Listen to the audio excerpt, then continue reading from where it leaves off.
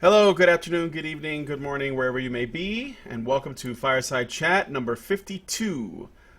We have with us a YouTuber, and what I can only assume is a rational type, Appabend. Appabend, is that how you pronounce it?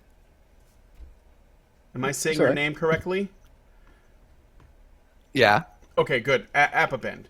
So, welcome to Mm. the show, and I thought I would hmm start the show with a microaggression. Where are you from? Because you have an accent.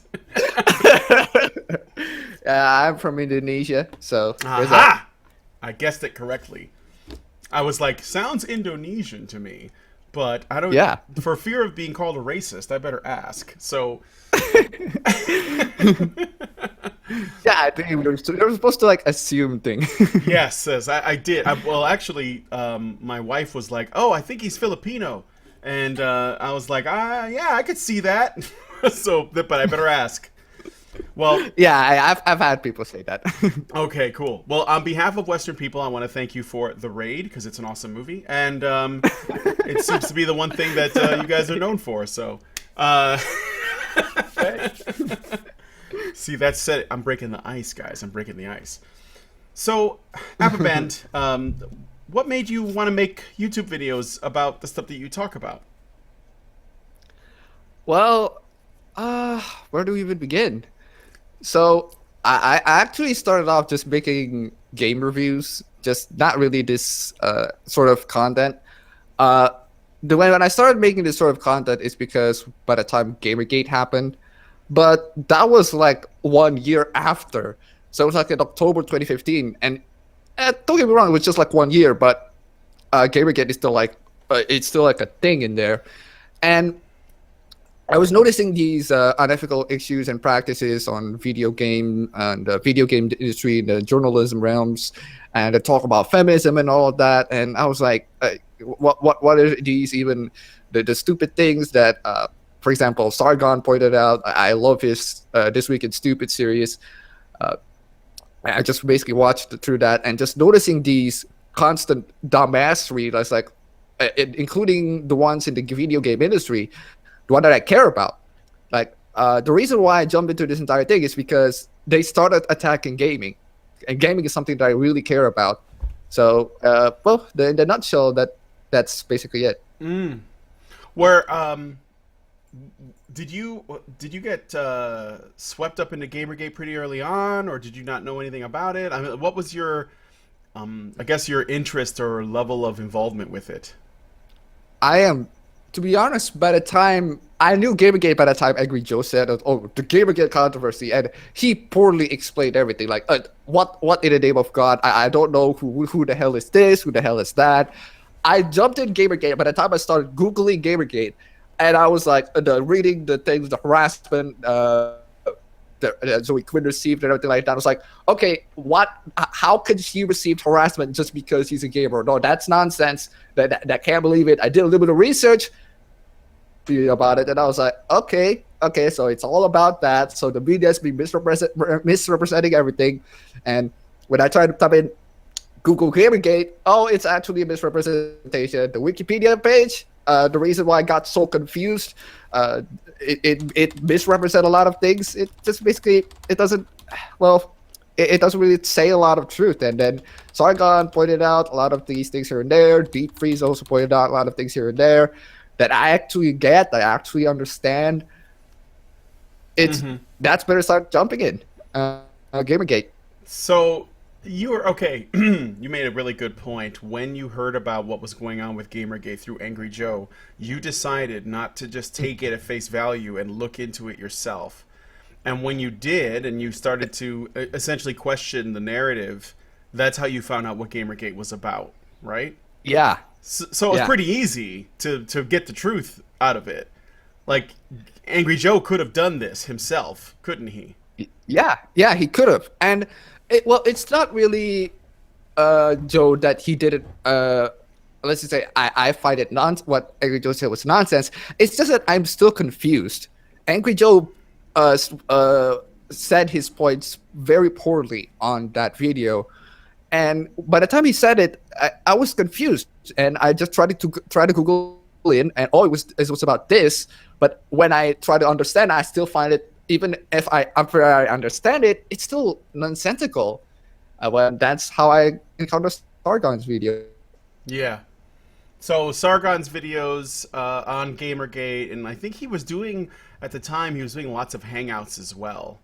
That was sort of like how you ended up finding this. Now, did you have any strong feelings about things that social justice warriors usually go on about before Gamergate happened? Like, did you, for example, were you critical of feminism before that, or did you not care, or like what was your position on those kinds of issues? Well, I mostly don't care because when I heard like feminism, I usually just heard it from like Night Gag, and I just really don't care. What what is feminism about? Like women supremacy, and Yeah, hey, you're breaking up a lot. I was like, no, I'm sorry. I don't know what's going on. Okay. If it's gotta be the internet's not very good usually, so sorry if I break up a little bit. You have that that Indonesian internet. It's not the best. Yeah, it's not the best. We'll try to get through it. I apologize, guys, if he breaks up. Okay. It's just hey, what are you gonna do, right? Okay, so we'll just we'll just do the best we can. Anyway, so you didn't really care if I'm reading correctly. You're saying that you didn't really care about feminism before. It was something you were pretty much indifferent towards until it started to get its hands into your hobby. Is that about right? Yeah, Okay. pretty much. Yeah. And when it did you let's put it like did you like look into it more? Like, for example, you know that there's a lot of things that feminists usually try to make arguments for. Usually things like, you know, the usual stuff: rape culture, wage gap, patriarchy. Now, when those things started to come out, and you start to see them in you know, sort of intruding on the hobby, calls for diversity and so on. Did you then start like looking into it to find out how much of what they were saying was true, or you know, how did that go? Well, I was specifically focusing on representation because that's the one thing I'm focusing at. I used to talk about that one a lot in my channel.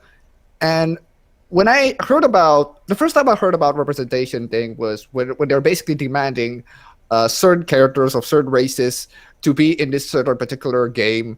For example, they want more women in games. And I was like, I thought there were like already lots of women in games. So why are they demanding it now? Or you're demanding it because you want more representation. I was like, okay, so that's fine, but we already have women in games, so what's your problem in there? Then they also demand people of color in games. Like, wait, why are you demanding people of color? We also already have people of color in games. I've played games for like my entire life, and I already know that there are lots of people of color in games, so why are you demanding it now? Then it turns out that they were misrepresenting. When I hear about their arguments, they were misrepresenting data. Then they're claiming that gamers are racist, sexist, and everything like that. I was like, wait, what? How can you come into this conclusion that since there are no women and minorities in games, therefore gamers are like racist and sexist and everything like that? How can you come into that conclusion when like a lot of people in every single sphere of life is playing video games in like every part of the world?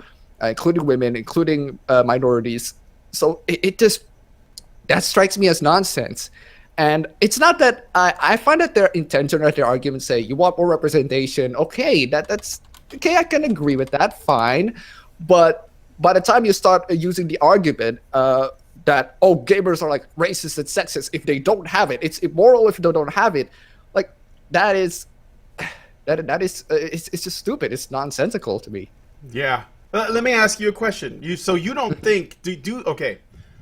I get this a lot, and I mean it's crazy because I get this from people who are anti-feminist, but they're also really concerned with race, or vice versa. People who are, you know, not at all concerned with race, but they're concerned with gender or sexual orientation or whatever. They believe very strongly that representation really, really matters. My question is, do you think it really matters? Well, the first question that I should ask is, what race are they? Yeah, well, they're not 'Cause- not non-white. They're all non-white, obviously. oh, they're all. Some of them. They're all Some of non-white. them. Well, actually, no, that's not true. Some of them are white, but they believe that races other than theirs matter. So we're basically talking about when they say representation matters, they're talking about people who are definitely not white, whether they're white or not. Does that make sense? Yeah, yeah, Yeah. yeah. I understand. And speaking as someone who is a minority himself, like I really don't care. Like who cares about this entire thing? Nobody cares about the race of characters. Like my friends constantly play as the terrorists in CS:GO, like, and they're like minorities. Okay, you can say that because they're presented as such, or and they're like love to play these games, and I just don't get it. Why is it suddenly an issue now? Just now you're asking for it. It's basically even that one just like sort of rings alarm bells in me. Yeah, I agree with that. Actually, it's interesting because I think there's a lot of reasons why it matters now. But one of the things that I always think of, I'm Puerto Rican. Okay, that's a tiny little island off the coast of the United States, and there are no Puerto Ricans represented in much of anything. Okay, you don't really see them in comics. I grew up reading Marvel comics, right? I was a big collector of X-Men, the Avengers, you know, a lot of that stuff. I didn't see any Puerto Ricans in those books. I played a lot of video games. I didn't see any Puerto Ricans in those games. I watch a lot of TV and film. I see very little, although some, Puerto Ricans in those spaces. But I never once said, I need to see this, otherwise I cannot go on with my life. I can't achieve anything. I can't be anything I want to if I don't see people that look like me in those, you know, in those spaces. I always thought that was really strange because I really didn't think it was a big deal, but for some reason I think there are people who do. But I wonder, well, first of all, I don't agree with it. I think that if someone wanted to make a piece of art, let's go for let's assume that video games are art. I think they are, but that aside, you know, whether you're doing literature, painting, comics, movies, television, video games, whatever, some form of entertainment or something that people consume and enjoy. If you're making it, you should be able to make whatever you want, no matter, you know, like, I don't think there should be any limit on that. However, I also really strongly am against the idea of mandating that it have elements in it that make it inclusive, because I think that it limits an artist's potential, or a person who creates something. It limits them and it hamstrings them. And even if that person is trying to put in diverse elements, let's say that they go out of their way to tell a story that centers on an all black you know, spaceship crew, and they're flying around the galaxy, you know, fighting white people. I think that they're totally free to do it, but I think that by going into that with that mentality, they're actually limiting themselves. Does that make sense? Yes. Yeah, Okay. yeah, it makes sense. Okay. And especially, as someone in the chat asked me if if I live in Indonesia or I'm Indonesian. I am Indonesian, pure blood. Yeah. Okay, so back to the topic. Yeah, I do feel that the more and more we ask about these representation, the more and more it hinders on artists' willingness to create whatever. Like, especially when we're talking like enemies here. I recently made videos talking about how terrorists like are enemies in the games. Like back then in 2000, like by the time was Modern Warfare, the first Modern Warfare was released. It's you have no problem on depicting like Middle Eastern guys as terrorists, but now you're like you have to end up having the white guys, the terrorists, having the you know, the big bad guys, the Russians or something like that. And I was like, okay, you don't have to, you know, you can still depict Middle Easterns as terrorists and still be accurate. Because people's arguments on this entire thing, I was like, why is it not okay to depict Middle Easterns as terrorists? Is because like it can be a little offensive. It can be offensive. You can trigger them or something like that. I was like, why? Like I am brown. Okay, and if people depict me as terrorists, because I noticed that there are also terrorists out there in the Middle East that also kill people. They're also the skin color as me, and I think they're scum. And if you have a chance to like make fun of them in video games, I would appreciate it, because they also attacked my freaking hometown, and and you know, it needs to be have a medium to basically just make fun of them, mock them. But unfortunately, we see thanks to the political correctness rising, we see none of that. Nobody is making fun of these things. It's not okay. It's not cool. So did you see? Speaking of, did you see the tweet? Because when you were talking about terrorists as villains, which I did see that video, where where a lot of storytellers, they often frame terrorists as bad guys, because that's kind of what terrorists don't have to be from the Middle East. That's important to point out. I mean, you could tell a story about the IRA, and I think it's the IRA, right? The Irish terrorists, or about whatever group, Antifa, if you want to, and there could still be a story with terrorists as the villains, but or they could be from a whole other planet in a completely different culture. And for some reason, my brain went to Rogue One, the film. I don't know if you saw the Star Wars story, Rogue One. Did you see that? Yeah, I saw it. Okay. Yeah, I saw it. And there was the scene. There's two things to this. One is there's a scene where they actually sort of make the terrorists look like good guys, where they're in that one planet, and the stormtroopers are sort of marching through the city, and these guys wearing face rags and throwing like what appear to be the Star Wars equivalent of Molotov cocktails while shouting in a language that no one understands, are attacking them. And I'm like, wait, why is this so Taliban looking? I just thought that was odd. And then on top of that, the other thing that I was really thinking about was the actor who plays the pilot in that film. He made a tweet that said something like, the reason why ISIS exists is because there isn't enough. Do you remember that? Where he said there's enough. No, that wasn't. I think that wasn't a tweet. I think it was like a statement, like an article. Yeah. Yeah. I read an article where he actually said that. Like, it was actually kind of ironic, because Riz Ahmed, I think he was the one you're referring to. Yeah. Let me. I want to say for the people watching that don't know what he said, and I'm sort of like not quoting verbatim, but he said the reason why ISIS exists is because there isn't enough appropriate representation of Middle Eastern people in Western media. That's the reason that we have terrorists. Yeah, is because there aren't enough Middle Eastern people playing better roles or whatever. And it is ironic coming from him, because he played a terrorist in the movie Four Lions, which I freaking love. and by the way, in Four Lions, you guys should check out Four Lions. It's a freaking hilarious movie.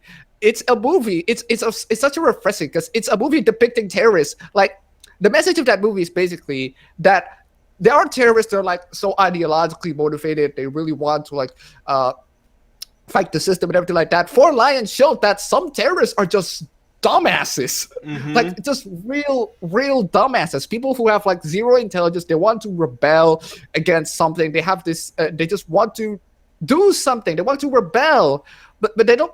They're not really sure what to rebel. There's this interesting event, because when I saw that movie, there's this interesting event in Jakarta. It was just like riots of like thousands and thousands of Muslims, riots protesting against the Jakarta's mayor.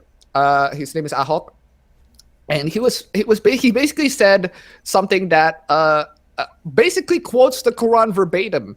Basically quotes the Quran, citing a passage in that Quran that says that discriminates against. And he got attacked by it because he was discriminating against Muslims, even though he was basically quoting the Quran verbatim. He apologized. Okay, he apologized. And then tons of Muslims, thousands and thousands of Muslims, like protesting on the streets, like, cut this man's head off. I was like, holy fucking shit. Like, that's a little bit too extreme, don't you think? So let me make sure that I got this right. A man made a statement wherein he was quoting the Quran, and the statement that he was quoting or reading verbatim from the Quran made essentially talked about Muslims in a bad way. The actual Quran itself did this. Then he was forced to apologize because he did something that hurt the feelings of Muslims by reading something out of the book that criticizes Muslims. And then after Uh-huh. that, thousands of people were calling for his literal head in Yeah. response. So basically, they were like, "We're not like that. We're not the these monsters that you say we are. And to prove it, we want you decapitated." So And more or that's less. not that's not even the most hilarious part. The most hilarious part is there's a reporter who came into the streets. And by the way, the reporters got harassed as well. So okay, there's that. One of the reporters actually asked one of a couple of the protesters, or like, why are they protesting? So they were like, because the mayor said something very un-Islamic. The mayor said something very Islamophobic. Then they were asked what kind of statement did he make, and they were like, uh, uh, yeah, he said something Islamophobic. He said something Islamophobic, basically. And I want to protest. Like, so you're basically protesting for nothing, for something that you don't know happened, for something that you don't even sure happened, for some. It is the dumbest thing that I've seen in a while, and That's funny. I just, yeah, it was dumb. And my friends were talking about that, and it was just like the dumbest thing ever. Because we've had extremists here in Indonesia as well. It's oh god, if they're not bullying stores, if they're not like harassing people, harassing reporters, and coming into the freaking, like, there was this time where they come into the office building of one of the journalistic one of the news outlet. They Sure. come into their, yeah, they come to the building, and they show the statistics. Show the statistic of basically showing that their article is negative towards them. Even though I read the article, it's factually correct. They say that, oh, this article over here, there are lots of negative articles. Like 80% of your articles are negative towards us, even though those articles are factually correct. And so we're saying that you have to make. So they're basically asking, please propagandize us. Yeah, Yeah, absolutely. we're bullies. We're bullying stores where we're like telling children who are like celebrating graduation, like people who celebrate graduation, they have their clothes like being graffitied over and over. Like, no, stop, children, please don't do that. And then harassing these people, harassing reporters, and the reporters just basically report what they do. They're like, no, please, you should report the good things that we do. It is insane, basically. Wow. So how does it feel not to be on the Muslim ban list? Well, first of all, I'm not Muslim, so there's that. I am, but if someone on the chat asks me if I am a minority, obviously I am a minority. So Yeah, yeah. No, I mean, yeah, because when Donald Trump put together the list of banned countries, Indonesia is not on it, even though no, it's got the highest concentration of Muslims. yeah. So So it's ridiculous. Yeah, by the time I noticed that, it's ridiculous to call it a Muslim ban. yeah, It should be called terrorist ban. yeah. It should be called that. A They call it- regional ban. I think they'd call it. terrorist ban would have been the way to go. Yeah, the way when the time they call it Muslim, I was like, okay, okay. If they by the time, because I don't like Trump as well, because you know what, I'm gonna ban all Muslims. You call him, because that is stupid as hell. By the time they say, yo, no, Indonesians, that okay, I want to go to America too, man. They're just gonna say I'm not gonna go there. Jesus. Yeah, right, right. So we talked a bit about representation in general. I think it's interesting that I think the people who typically have the least problem with it tend to be people who are minorities themselves. Like Yeah. I've seen that you've done some videos about comics, right? Mm-hmm. What do you think about the fact that I think Marvel Comics recently they released an article saying they're going to focus on telling stories again and Yeah. probably get away from all the social justice crap. So Yeah. what do you think about that? Well, they're way too late to do that. Let's just say. But the thing is, I've seen DC do this as well. I'm not saying that Marvel is the only one to do this. DC does this as well. But Marvel has been doing this to a staggeringly ridiculous level. Like the politically correct stuff, the cringy writing, the replacing characters that are originally white to be not so white, just for the sake of representation and everything like that. Instead of creating characters of their own, instead of creating characters originally, then I tried to find out the reasoning why they decided to do all of this. And I looked at the interview with Brian Michael Bendis when he decided to change Iron Man into Iron Maiden, Iron Heart. Yeah. But he basically said that he wants more diversity. He wants more representation. I was like, so you're basically doing this entire thing just for the sake of equalizing, so that it's not white, it's not, so that you don't look racist. Okay, fine. You don't want to look racist. Great, nice try on virtue signaling there, Marvel. Okay, fine. So they changed a lot of characters. They changed this and everything like that. I was like, okay, that's a little too much. And then the most interesting part about this entire thing is the defense coming from the people, from others, pretty much the fans of the comics. They're politically correct. The most common defense is that, first of all, the Marvel comics, they're originally propaganda. Mm-hmm. And I was like, okay. Well, comics were, right? I mean, yeah, in general, comics were propaganda. Yeah. Yeah. So basically, I've known comics that are like political propaganda for. Should they be political propaganda? Like Amazon's attack was basically a criticism of George Bush's policies. It is like one of the worst comics ever. The Dark Knight Strikes Again is completely ham-fisted with political propaganda here and there, because Frank Miller was off his meds at that time, and it was a terrible comic. It was a really terrible comic. You talking about Dark Knight Returns? No, The Dark Knight Strikes Again. Oh, that's the sequel to The Dark Knight Returns. No, I remember Dark Knight 2. Wasn't there like a DK2? And it yes, had like that a giant. DK2. Was that the one with the giant frog? Yeah. Yeah. Okay. No, that was fucking awful. Although the Dark Knight Returns, the first one, was also really propagandized. Like he basically like. Yeah. Oh, you know what? I'll come back to that. Go ahead and finish your point. I have problems with Dark Knight Returns, but go ahead. Okay, so there are lots of comics back there. There are like basically criticizing Bush, like not criticizing Obama. Well, they don't criticize Obama because Obama is like progressive right like that. But there are a lot of comics that like criticize Bush policies, lots of them, and it's a recurring theme. And basically, when you say that, comics is like, it has been propaganda, it has always been about propaganda, so we should keep it propaganda. Yeah. And that was like, so you're basically saying that we should keep comics to be like the 50s and the 60s, as in, for someone who wants to be a progressive, you sure as hell have regressive ideas. Yeah. So you're only going to be use comics as propaganda when that propaganda agrees with you. That's basically what you're saying. And it's like, okay, good, okay. I can't argue with you, but Marvel is going to change its comics to talk about stories again. All right, so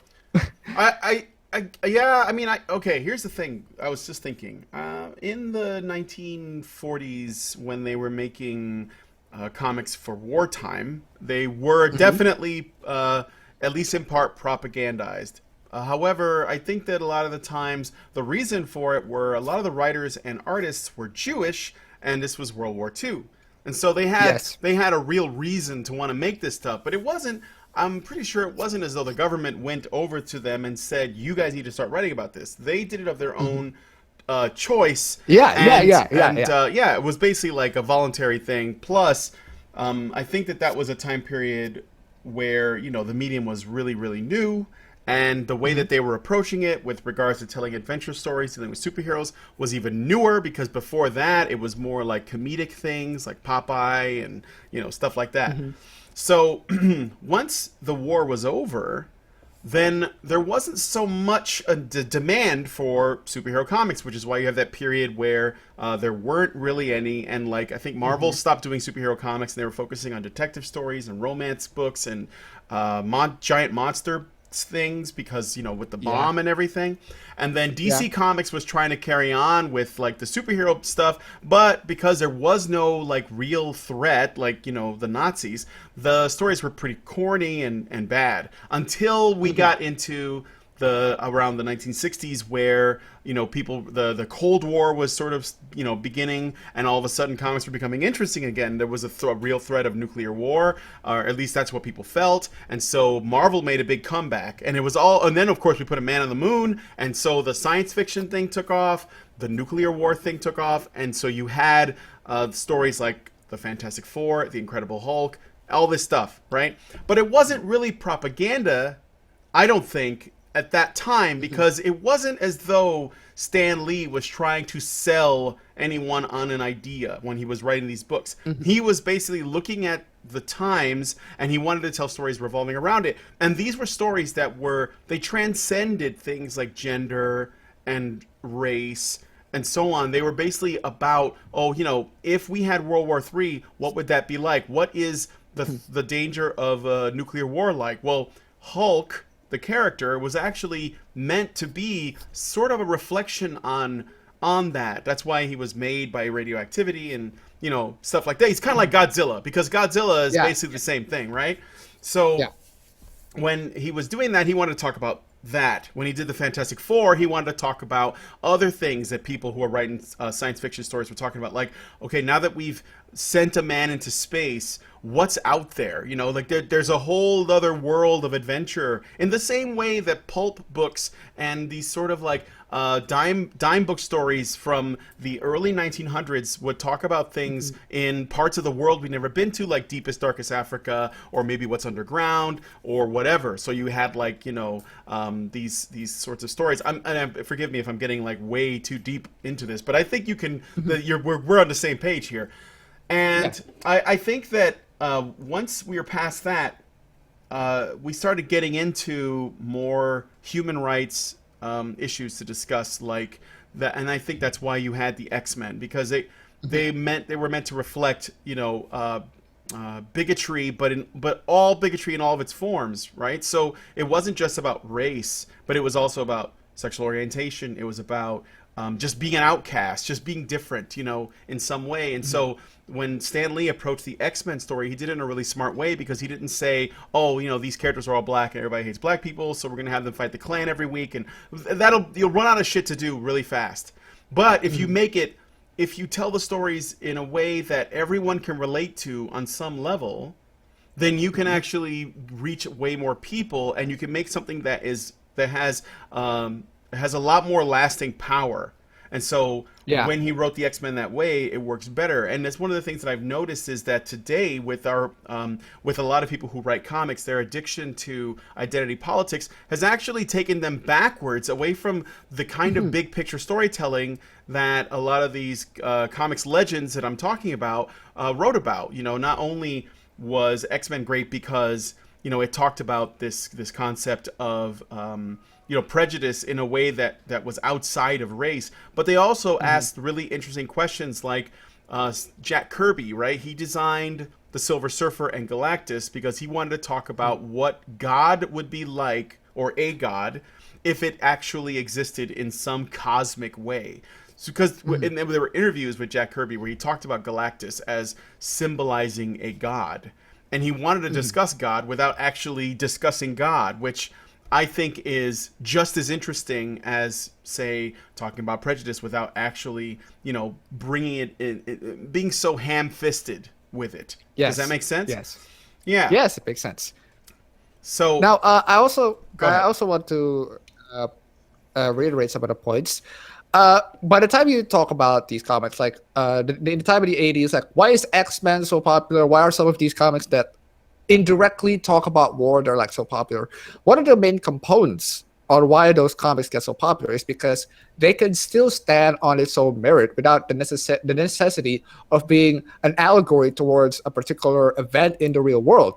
Like, especially when you look at it, how the way they did it, they basically like ham-fisted you. Or here's the issue of representation, feminism, and everything like that. Right. But back then, if you see it comics like Watchmen, for example, and then you read literatures like 1984, they're like talking about open future of some sort. They're basically pulling half allegories toward. By the time they're writing, like the Russians and everything like that, the Cold War, but They didn't do it in like a real world set, like it's like just like our real world. They do it in a digital setting, twisted it in a way that is basically out of place.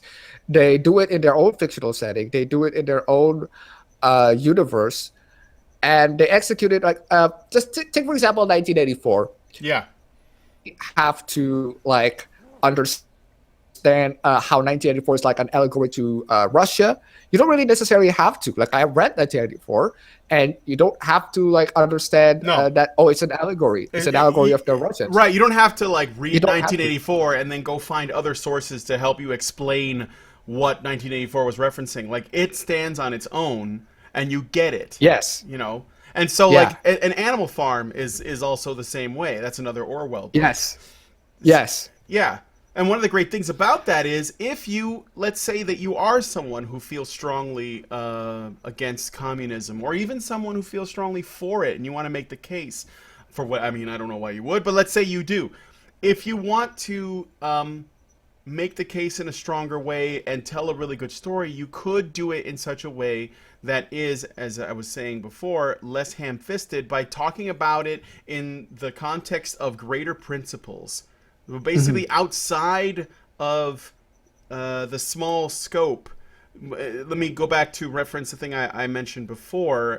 Basically, the comics were talking about ideas more than people. Yeah. They were talking about ideas, and they were talking more about the idea of the war, and they explore it in a fictional setting, in a fictional character that are completely separate of the world that we're living in. They're trying to take the elements of what's going on in the world, try to explore ideas. 1984, for example, exploring the dystopian idea of an authoritarian government, and you have Watchmen as well, exploring the ideas of the nuclear war, what's going on with it, and the brutalities that some of the superheroes could be. Yeah, so basically they explore ideas. They don't necessarily explore people. They don't call out Donald Trump is MODOK for some reason. Yes. And then they don't literally put who's it called Red Skull as someone who disagrees with immigration policies, mass immigration policies, and paint him as a Nazi. It's like they don't necessarily do that. They don't do that. Yeah, like if you discuss ideas, right? Well, I think there might be a reason for it outside of being lazy, which is sort of what most people's go-to is, and it's probably there's probably a lot of truth to the laziness part, but there's also a possibility of something else. If the person that's telling the story is really smart, they could, but they also feel very passionately about what it is they want to speak out against. Let's say that it doesn't have to be Donald Trump, because honestly, it doesn't matter who it is. But let's say there's a president, and there's someone who does not like this president. They just don't like him. It doesn't matter if it's Trump, it could be anybody. And they think that this person is going to usher in some kind of fascist dictatorship, then destroy the fabric of what it means to be a U.S. citizen. They're just going to ruin the country in some way. Doesn't really matter what it is. If they wanted to tell a story, but let's say they were an artist, and a lot of times artists are the ones that do this because they're so tortured and shit. They wanted to tell a story where they wanted to bring people attention to this problem that they see in this president or in this administration. One way to do it is the lazy way, where you basically directly reference that person and you tell them why you don't like them, and you basically just, use the arguments that are most commonly used, which may or may not actually be good arguments. But it doesn't matter because you don't like him, so therefore you can use whatever you want because it's going to satisfy your immediate need to trash this person, right?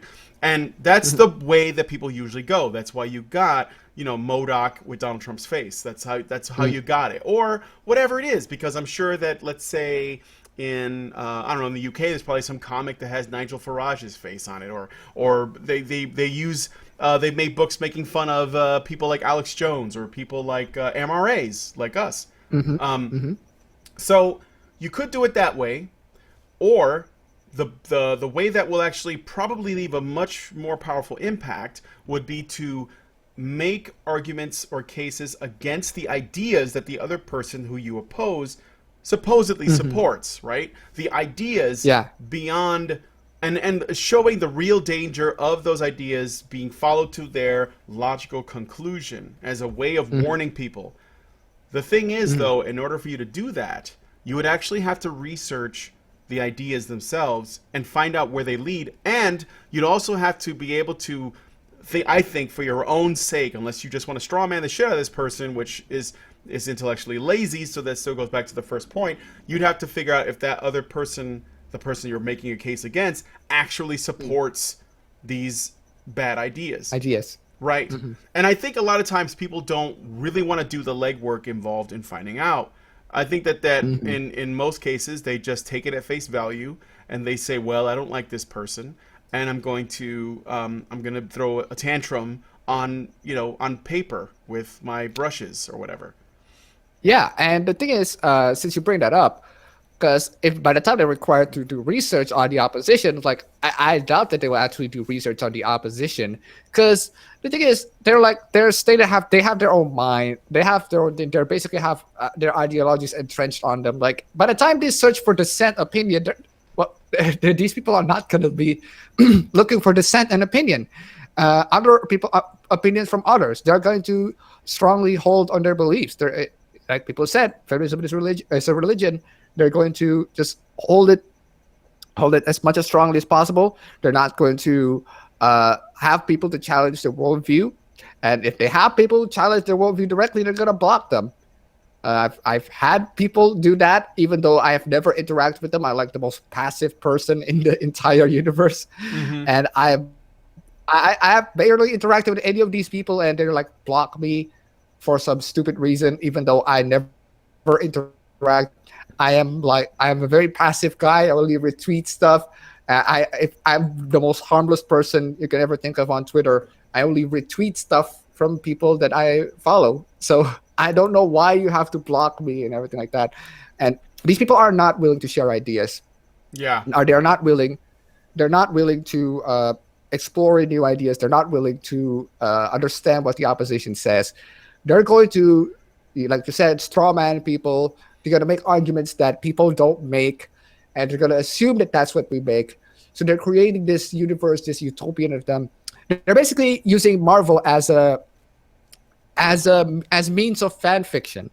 Because I'm someone who reads fan fiction a lot on Tumblr and on fanfiction.net, and the way I see Marvel doing all of these, hiring all of these writers, it's the same way I see fan fictions. Like they put in their fantasies, whatever kind of fantasies they have, like, oh, screw Donald Trump, fuck this, fuck that. They put in all of these fantasies. They put it in all in a fictional setting. I've seen tons of fan fictions where, fan fictions are essentially fantasies of people anyway, and they're basically putting it right there, and they're not very blatant about it. 90% of fan fiction, they're not very blatant. They're very blatant about their fantasy. And comics, the way I see it, it's written the same way fan fictions do. It has started to degrade into fan fiction level. The lack of subtlety, the lack of nuance, standards. Yeah. Fan fiction just it's there. Like you could just go ahead and just pick up and read some of the cringy panels, and even one panel, like, I've read that fan fiction. It was really damn good. So you're basically endorsing the idea of fan fiction, like literally endorsing the idea that fan fiction is actually a good thing, which is insane. So whatever kind of Marvel comics you're making, regardless of whether or not they're fan fiction quality, that's perfectly fine for you, which is just. And to be clear, this isn't limited to Marvel. We already mentioned that DC is doing it, although to a lesser extent. And in many ways, independent books have always been doing it. One of the reasons why a lot of independent titles remain independent titles is because they're so they're just full of like soft science, social science BS. Much of the time, not always. Moving on, you know what? What do you think about? Have you heard about Iron Fist? So Iron Fist is on Netflix today, and there was already I talk check it about. out. Yeah, there was talk. I haven't looked at it yet or anything, but there were reviews coming in because apparently the studio or whatever the Netflix they basically released the first 6 episodes Oh my god, to I am definitely down with this. yeah Yeah, they go ahead. released the first 6 episodes to media outlets so they can review it, and there have been a lot of negative reviews of it. However, the reason for it is not because the show is bad, although some of the reviews did say, oh, the pacing is slow or whatever. But the pacing on the Netflix shows has always been slow because they're doing, essentially, they're taking the time of 13 episodes to, tell more Yeah. character development, right? That's because the fact is that Netflix shows typically have a lower budget than film and more time because you can do 13 hours of content. So if you have about 13 hours of content, then you can focus on character development, but you also don't have the ability to just like have a city be destroyed for 13 episodes, which by the way would get really boring anyway. So, but their biggest problem is the fact that Iron Fist is a white guy.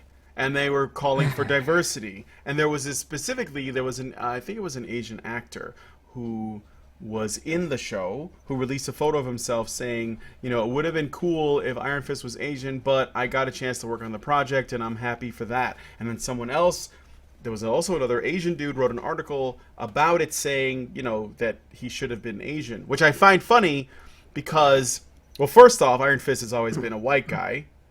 Secondly, more importantly, and I find more hilariously, is that the assumption is that a martial arts character should be the Asian guy. And that's not racist. Yeah, I've had. Funny thing is, What? I've had people like. The funny thing is, I've had people like say that too. Like, by the time they encounter me, because I've talked to this Australian woman, and we were talking about movies, and then she was like, "Oh, you must have beloved kung fu movies, action movies, like because you're Asian and everything like that." Because she's basically microaggressing me, and yeah, it's fun Yeah. and it lasted. It's okay. It's fine. We have people assumption and everything like that. But Uh-huh. but then these people coming in, these people who are like, oh, you should not, you should be more respectful to the culture, and then they're like, you shouldn't stereotype people, and then they're like stereotyping people. Yeah. The amount of hypocrisy is astounding. They did the same thing in Doctor Strange with when they cast Tilda Swinton to play Yeah. the Ancient One, and they were Yeah. like, "Why isn't the Ancient One an Asian guy?" Because in the comics, the Ancient was an Asian guy. And Yes. I was like, well, it would have been good if they were staying true to the source material. I would have been fine with that. However, I don't think that it's, I don't think that racism is the reason they didn't do it. I think it's, from what I understand, is actually a real reason. And it's because the Ancient One is supposed to be Tibetan, and there's some issue between China and Tibet right now.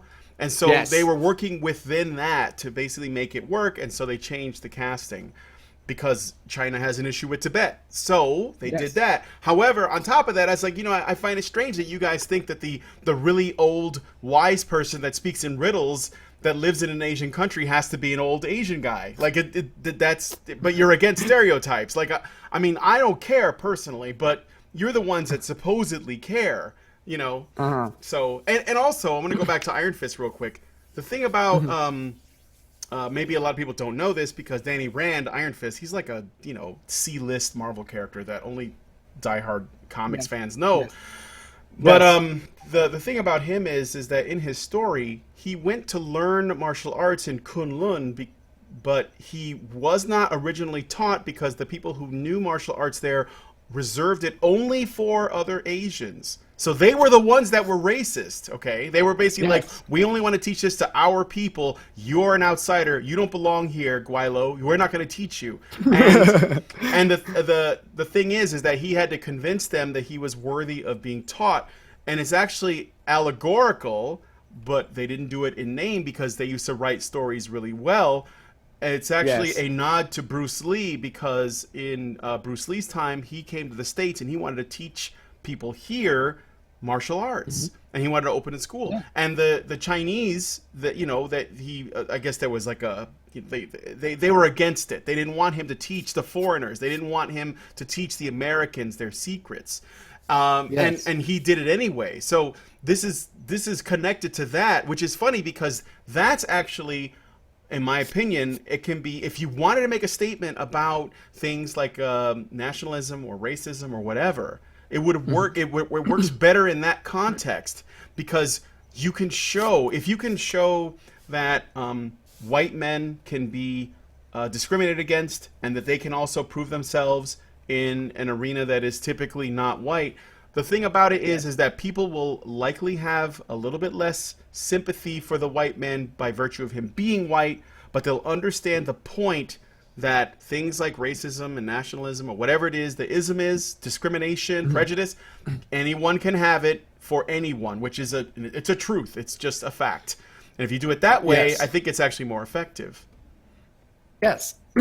And speaking of Iron Fist, because I since Netflix is airing it, I'm about to watch it definitely. Because I've been watching the Netflix series and everything like that. Like even back then when Luke Cage was before Luke Cage was aired, like accusations of Luke Cage being like this stereotypical, like Luke Cage is not this, Luke Cage is not that. There was this funny speaking of Marvel. Especially the MCU, there's this funny article which basically calls why Ant-Man should be black, and the argument is that because he's a thief. What? That is, yeah. Wait. Say that again. Who should be black? Ant-Man. Oh, Ant-Man should be black because Ant-Man is a thief. Yes. Okay. See, that's exactly the same. Oh my god. Oh my god! I was rolling my laugh. So you're basically saying why Ant-Man should be black? Okay, why he should be black so that he's a thief? So you're basically saying that he should be stereotypical. Yeah. Like, or kinds of people you're projecting a stereotype that doesn't need to exist. Christ. Absolutely. That's the funny thing is that social justice warriors can be far more racist. Not just against white people, which is obvious, they often are, but against other races too, because they make assumptions about what those people how they should be represented, what they need, and who they are. And those are extremely destructive ideas. I mean, it's pretty ridiculous. It's pretty ridiculous. Yeah. So I don't even know at this point, because like these people whinging about diversity, like we should be less stereotypical, we should have people that are less this and this and that, they should look less ethnic, they should look less like typical, like how they were portrayed typically. And then you have these people begging for certain characters to be stereotypical, because the thing is, I've noticed that these people, they do this because because they cannot comprehend what it feels like to be a complex three-dimensional human being. Like they think everything is 2D, everything is very easy to comprehend. So I think the one way for them to comprehend this is basically make things stereotypical. But unfortunately, making things stereotypical is offensive, so they can't comprehend that.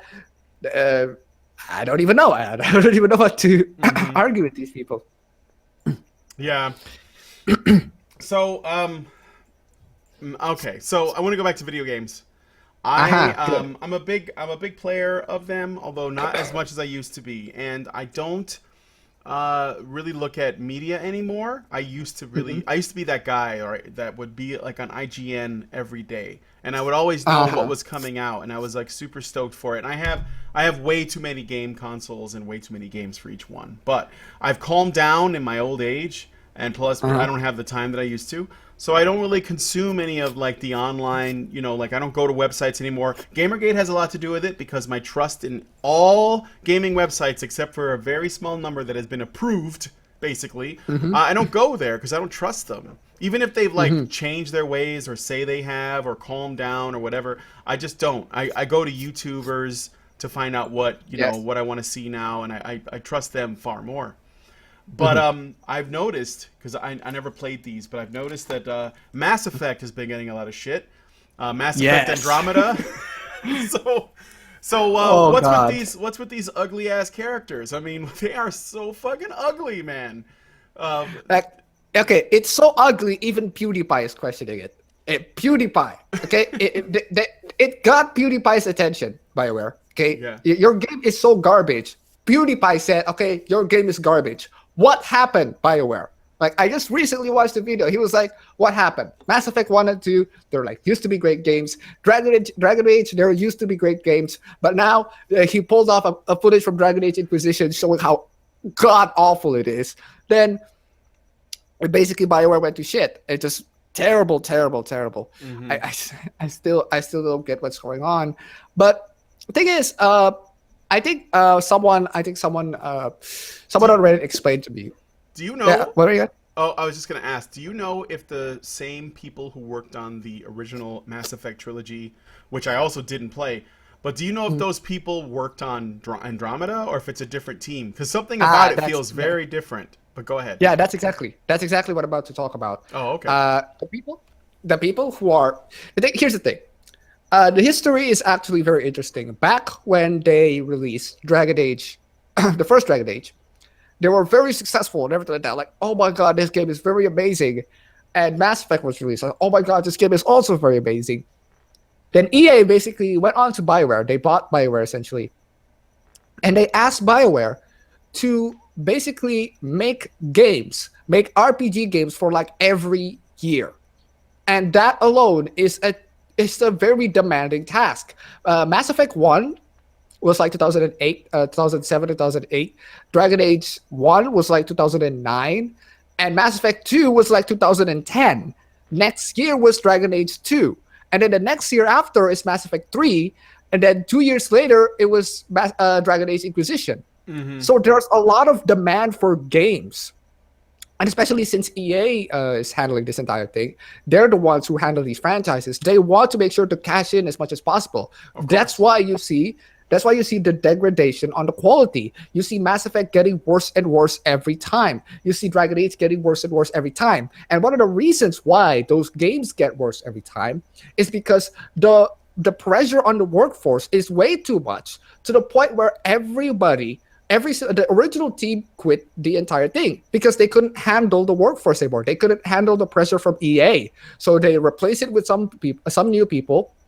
And these new people are unfortunately incompetent on their job. They're not very good. And I got to be honest, I can't blame them, because you're being told to make games like almost 2 years or 1 year. And it's an RPG game. It's an RPG game with characters, with dialogues, with choices. It's not like Call of Duty. Call of Duty, you can it's a first-person shooter with simple mechanics. You can just literally... Well, what Call of Duty usually did, was just copy-paste their entire mechanics from the previous games, just tweak some things here and there. Okay, add a single-player campaign, add Kit Harington in there as well. So they basically add all of these stuff that they don't have to work a lot of hard into it. If you're making an RPG game, especially a BioWare RPG game, BioWare has been known for great writing and great characterization and everything like that. If you're making an RPG on that level, especially every year, it's going to take a lot of pressure. That's why people start to quit. The original team, they're not there anymore. They are not there. It is just started to quit. Everybody's quitting because the pressure from EA is way too much. And I gotta be honest, I really cannot blame them for that. Yeah, I could see that. I was just thinking about something else. I remember when BioWare, with their early RPGs on the Xbox, and they had Knights of the Old Republic, and there was this other one that I really loved called Jade Empire. Jade Empire. Yes, loved that too. And those were really good. And what I've noticed is, as they go forward, because I think the last one by them I bought was the first Dragon Age, and the game was good. I always end up getting into arguments with people because I didn't like it as much as most. I'm an artist, so I have, for me, design, like character design, all those kinds of things are extremely important. Like, if a game looks ugly to me, and I don't mean has bad graphics, I mean has bad design, I'm gonna lose interest. And there are things about Dragon Age that I think are horrifically ugly, specifically the wizards.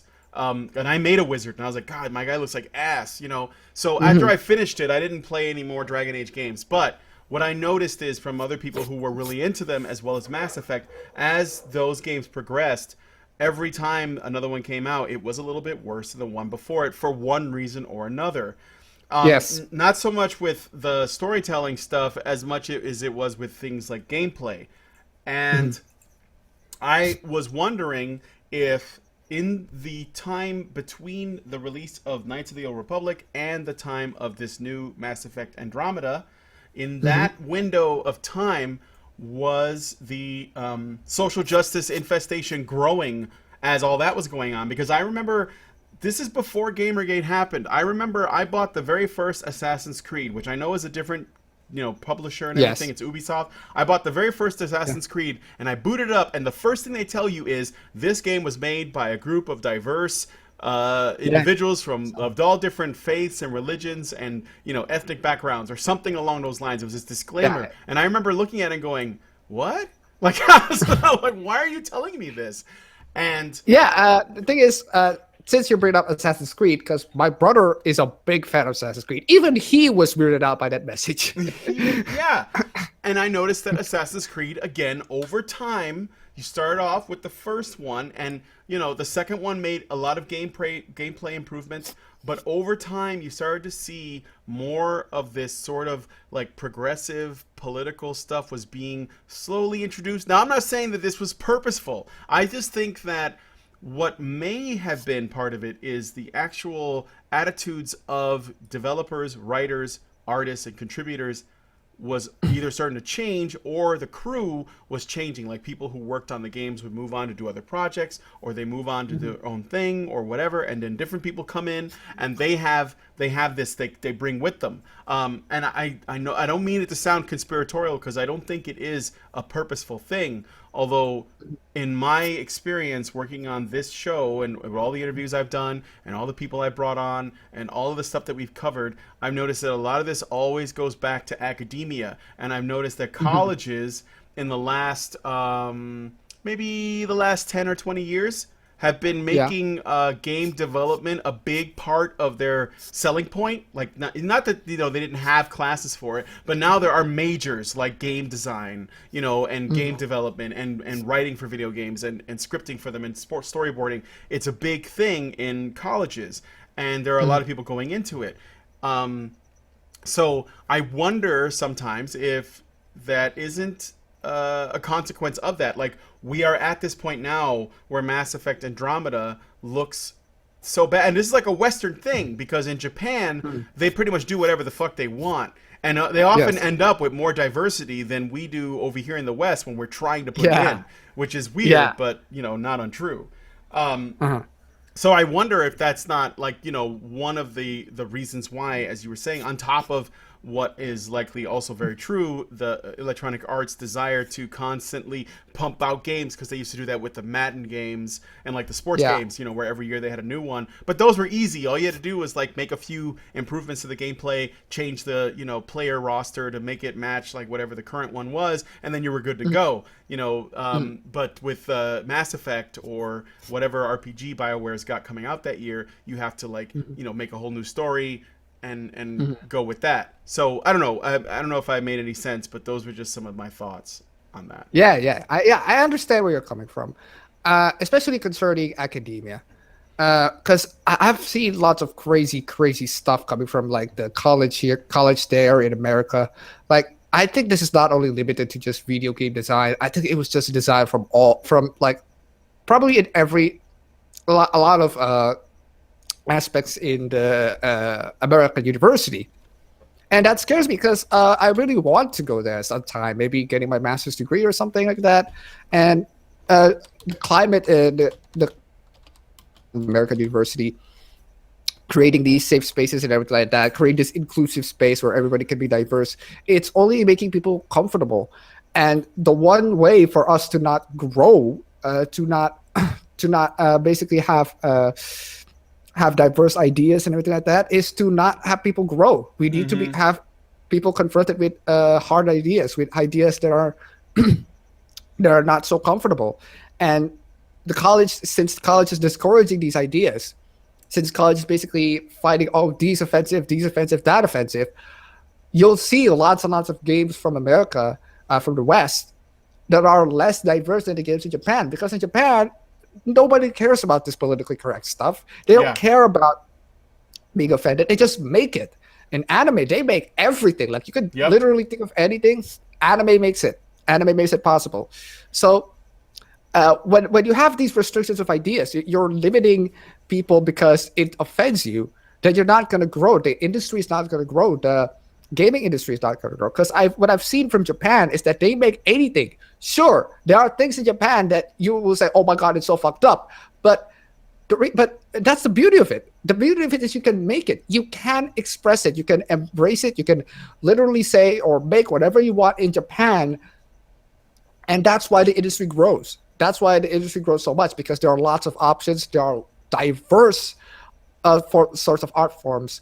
And so many things grow here and there. And by the time you look at it in America, especially look at the movies, look at the video games, they have got so politically correct. They decide to, just even Rogue One, they decide to represent everybody from different spectrums.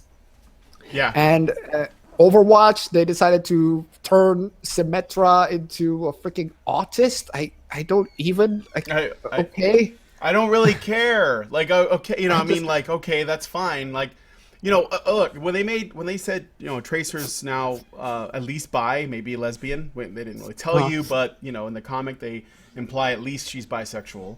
And then they would talk about later, saying that Symmetra's an autist. I was like, none of those things have an effect on the gameplay. Like, if you just play Overwatch without watching any of their little videos, reading their comics or anything, there's no story. There's just the payload, and that's it. So, I guess if that makes you guys happy, but I'm not that. I'm just glad that Blizzard made a good game first. That's why I'll just leave it at that. Yeah. Overwatch it's fun. It's a fun game, at least. And the funny thing is, I've seen this this very hilarious article, because these people cannot be pleased. Like, Tracer is gay, and I've basically looked into it and said, I don't care. I really don't. But who cares if Tracer is gay? But then you have seen people say, "Oh, Tracer is gay, but it's a little problematic. It's still this and this and that." Like, oh my God, you guys are never freaking satisfied. There's that. Yeah. Then I just saw an article. I just saw an article basically talks about how Wonder Woman's armpit is problematic. Yeah, because it's not hairy. They have a problem with the fact that the Wonder Woman movie does not have her with hairy pits, and that's a problem. Or there was another one I saw where, it's going back to games for a second, where they talked about, oh, it's great that we have all this diversity in the games themselves, but we don't have enough diversity in the people making the games. And it's like, guys, what the fuck? This is why we can't have nice things, because you want people who are not qualified or uninterested to make shit that they're not interested in making. I don't know. Yeah. I mean, especially it's ironic by the time they say that, because they say that the workplace in the gaming industry is like it's less diverse. Nobody's working in the gaming industry. Then someone sent me a link to the credits of Legend of Zelda Breath of the Wild, and everybody, like lots of women, there are women in there. Lots there are like lots of women in there, lots of men in there, and they're like all Japanese, obviously, because Legend of Zelda is a Japanese game. Sure. So it's already diverse. Like, it's okay, it's there. What more do you want? And the thing is, when people are asking about this diversity representation nonsense, like, what's the point? Like, what is the inherent goal that you're trying to achieve? Are you trying to achieve I think this was like some sort of a PR stunt to say, hey, we're actually not racist. We're actually have a couple of people from different spectrums and everything like that. We're more diverse. We're not racist. Don't worry. We want to include as much as people as possible. So you're basically saying that you're doing this thing just because you don't want to look racist. You're well aware that you can actually do that by not being racist. You don't have to. You don't have to like have a freaking Burger King's club of people. Like, this is why the black guys there. So you're essentially tokenizing minorities in that case, and it is the most offensive thing that I've ever seen. Like, you're basically degrading minorities. Because the thing is, this is a topic in my recent video, and because if I put it, let's just say that the gaming space, the gaming world is like YouTube. because YouTube is basically a Western thing, like it's American thing. People speak English. The most popular content creators on YouTube are Americans or Europeans, or people, basically the Western countries, the most popular content creators in there. And that doesn't mean that YouTube is racist. That doesn't mean that the entire YouTube community is like, it's racist because it's full of white people. No, because YouTube is an American company. YouTube is held with it's mostly populated with English-speaking people, and most of the English-speaking people are Westerners. They're coming from America. They're coming from European countries. So if you have someone from like bumfuck nowhere coming into YouTube and they want to make these content or anything like that, they can do that. Like, there's no racism. I am a living proof of that. I make YouTube videos and I get 20,000 subscribers. Nobody's being racist to me. Mm-hmm. So if that happens to YouTube, that should also happen in the gaming industry. If it doesn't happen in the gaming industry, well, there should be an evidence of it, right? There should be at least, people are discriminating against women and minorities. There should be at least an evidence of it, because discrimination based on race like that is illegal. Yep. And instead of reporting these incidents, they like whinge and whine on the freaking internet. They just whinge and whine on freaking blogs and say that diversity representation is needed so that you don't be racist towards other people. You can be not racist by simply not being racist. You can, if you say that, it's basically saying that I have a couple of friends, minority friends, therefore I'm not racist. And then these people also say, if you say that, that's racist. That's still racist. And so this especially, it's mind-blowing, the cognitive dissonance that are happening with these people, the double think that are happening, and I'm just like, I'm stressed out. I don't know what to say. I have no idea. I have no idea how to please them. Yeah. There's no pleasing idea. them. That's impossible. It can't be done. It's impossible. Because they're always going to find something else to complain about. It's what they're addicted to. They're addicted to complaining, Yeah. And the thing is, speaking of addicted to complaining, there's this recent drama with Colin Moriarty. By the time he tweeted out that tweet saying, Women's Day, it's all peace and quiet now. It was a joke tweet. That's funny. It was a joke tweet. Yeah. Wait. So on Women's Day, he said it's all peace and quiet now. Meaning that no women are around? The women basically... No. The women basically like march outside. Oh, right. So there's nobody in the house. So he has nobody in the house. Yeah. Yeah, that's pretty funny. Peace and quiet. Oh, but Colin, that was a mistake. If I could have warned you, unless you wanted to like rustle some jimmies. I mean, I wish I had thought of that because I would have said it. But that's pretty funny. Yeah. Yeah. Oh, poor Colin. Go ahead. Yeah, he got fired for that. Well, I don't know if he got fired or he resigned himself. Yeah, he was no longer with Pretty Funny or whatever they're called. Kind of funny games. Kind of funny, yeah. Yeah, which don't get me wrong, I don't like Colin Moriarty, especially by the time he said entitled gamers who say that Mass Effect 3 to people who don't demand that Mass Effect 3 needs to be good, they're like entitled gamers. I don't care because I hate him. And by the time he said those things, but I still like, this is not right. I can still like. I don't think he should lose his job because he said that. Yeah, right? He shouldn't lose his job. There's like no reason for this entire thing. Like, why should he lose his job? We could like discuss this fairly, but then again, we're dealing with these sorts of people. They don't want to discuss things fairly. They just want to be outraged. By the time Razer made a tweet say S by D, these people were like, please delete this. Please delete this. You're making an offensive tweet. This tweet is very offensive. Throwing their $80 mouse into the freaking garbage bin because that's reasonable. That's not an overreaction at all. And I don't understand. It just go back to these people again. I don't understand. I don't want to please them. I'm not going to please them. Not in a million years. So you know what? I think that when it comes to Twitter and these sort of dogpiling things, I think what happens is that there are a few high-profile feminist, professional outrage addicts, or whatever you want to call it, that roam Twitter, and they look for someone to get offended at.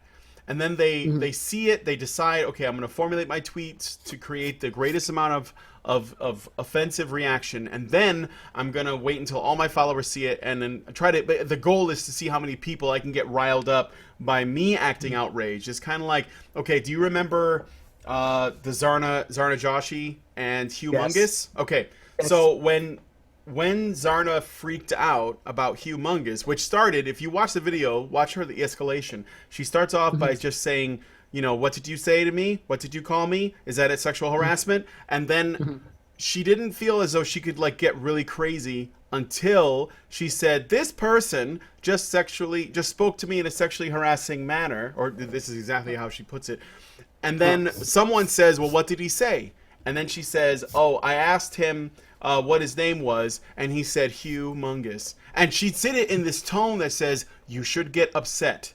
No matter how ridiculous this sounds, your job is to react as though that is as offensive as I'm making it sound, because I'm reacting in a way that basically implies this is serious. You have to act that way. And then when one woman said, what the fuck, in the background, then everybody else, it basically gave her free reign to escalate. And from that point on, she was at decibel 10 for like the remainder of the video, because somebody gave her permission to get crazy. So she did, and she got everybody around her, at least as many as she could, to join her in the fucking, you know, in the harpy song. And so and so I think that there are people on Twitter that do the exact same thing. They basically say, oh my god, I can't even, this person just said this thing, and because they act as though it's really offensive, even though what the person said is completely innocuous, there are lots of people who are just like, holy shit, I can tell this is offensive because of the way this person is reacting to it. It's not because of what's actually being said, but because of the way this person reacts to it. Because those are the same people who will say things like, I want, you know, like, I want the guy, oh, I forget the guy's name, the guy with the shirt that has, like, the women on it, that landed a fucking satellite on a comet. You know, I want that guy's head on a stick. You know, so you could say stuff that's really, I want his balls in my purse, you know, whatever. It can be extremely egregious, and there are people who call for violence all the time. I remember a guy, Jordy Tate, he wanted gamers to be put in gas chambers. So it's he actually was calling for that around Gamergate, you know, around the time of Gamergate. So it's not that people have a problem with saying really offensive shit. It's because if they did, then they would have a problem with themselves. They actually are more likely to sympathize or be compassionate to people that they regard as allies that are reacting to something strongly, even if there's nothing offensive about it. Matt Taylor, yes, this is Matt his name. Taylor, that's right. Thank you. Okay, so yeah, basically, because I'm someone who browses a lot in Tumblr, to read fan fictions, to go fan art, and everything like that. So I know how these people behave. I know how the entitlement comes from these people. It reeks of Tumblr. It is all coming from. In some ways, they try to like. The reason why Tumblr is cancerous right now is because Tumblr is like a medium for them to spout in their grievances, whatever kind of grievances those are. And the way I've always like read to accidentally encounter some of these people's grievances, like certain fictional characters should be this and certain fictional characters should be that. It reeks of entitlement. It reeks of narcissism. These people want attention. These people want to be noticed. Please, senpai, notice me.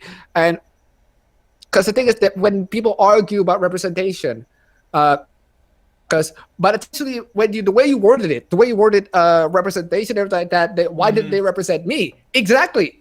That's my point. This isn't about representing certain race. This isn't about representing certain gender. This is about representing yourself. This is about representing an individual. This is about representing you. So when you argue, and only notice, senpai, please notice me. Game industry senpai, please notice me. Notice me. I am a human being. I am gay because I am gay. Please notice me. And it is it is just so. It is so insulting because the thing is, by the time Sherlock season 4 ended, people have been like throwing accusations of how this show is queer baiting. Jesus Christ, it's queer baiting because John Watson and Sherlock are like not gay in the end, even though but they never were. never were. Yeah, Sherlock and John Watson, they're like never gay in the end, even though in the end, John Watson has a baby. And oh Jesus Christ, that's spoiler territory. Basically, John Watson has a child, and they're basically taking the child together, like a gay couple. Yeah. What? I think what they're more do you freaking want? yeah. I mean, while they're being intentionally ambiguous about that, but I mean, it's clear those characters are not gay. But I wonder if, because the thing is, this reminds me of a guest I had on last week, named Alan Francis. Oh, We've had him on okay. before. Can you wait for a second? I have to turn my air conditioning on. It's so hot in here. Oh yeah, go ahead. Go ahead. So I'm gonna look at the chat in a second. Queer baiting. I think that means that they're teasing the audience by making them believe that these characters might be gay when they're not, or Okay. they're just keeping There's a they're term. keeping it mysterious. Yeah, basically there's a Wait, tease. It's not queer baiting. It's called ship tease. Ship Yeah. tease happens a lot in fiction. By the time I watched, I was like in elementary school. By the time I watched Avatar: The Last Airbender, I badly wanted Zuko and Katara, and they freaking ship tease every single thing. And I'm freaking honest. Like, I'm unsatisfied. Like, please, why the hell would you just kiss you two? Yeah. Because I hate that when that happens. But it was supposed to be annoying. It was supposed to. It's called a tease for a reason. And then you say queer baiting, implying that it's immoral to gay people. It's immoral to do this when it has been done in fiction all the freaking time. And people on Tumblr are complaining about this. It has been done all the freaking time. And I thought that these people on Tumblr, like, they notice this all the freaking time in their favorite shows. For example, yes, Young Justice, Korra, lots of anime that have ship teases. They notice this a lot. I thought they should be like grow up on it. They should like grow up. They should be mature on this. Like, okay, ship tease is a thing. There are some certain ships that are not gonna be canon. We accept that. Okay, fine. Yeah. I should because I grew up in that phase too. Because I was that guy. I was like, oh my god, why? Well, Because I was that guy. Let the record show that on Honey Badger Radio, when we started talking about ship teasing and queer baiting, it got so hot that Appabend had to go turn on his air conditioner. So, he could not cope with it without turning on the AC. Yeah. But no, I wanted to get this out real quick. When I was talking to this guest I had on last week named Alan Franson, and we had him on before too. And he's a gay man as a professor at Loyola University here in Chicago. And we talked a lot about this thing that happens in fiction, which is sort of related to what you're talking about, where there are two men and they are close. They're intimate, but not intimate in a sexual way. They're just close, like they're really good friends, they're partners, whatever. You know, you might see that in war films. You might see that in the case of Sherlock Holmes, where you have duos and they work together and they do stuff. The thing is that one of the things that he made a point about is it seems to be really common parlance, and this is unique to men. They don't do this with women, okay? In fiction. Where two men cannot be really close without there being sexual tension.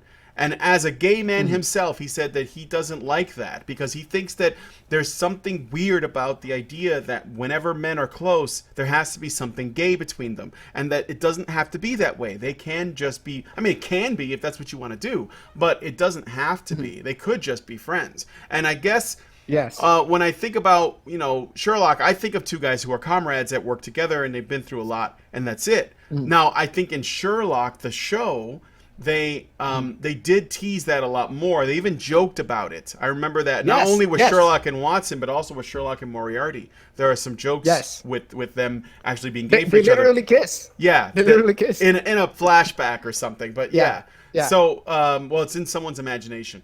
But so they're actually making fun of the people who ship characters more than they are actually making fun of the actual shipping itself.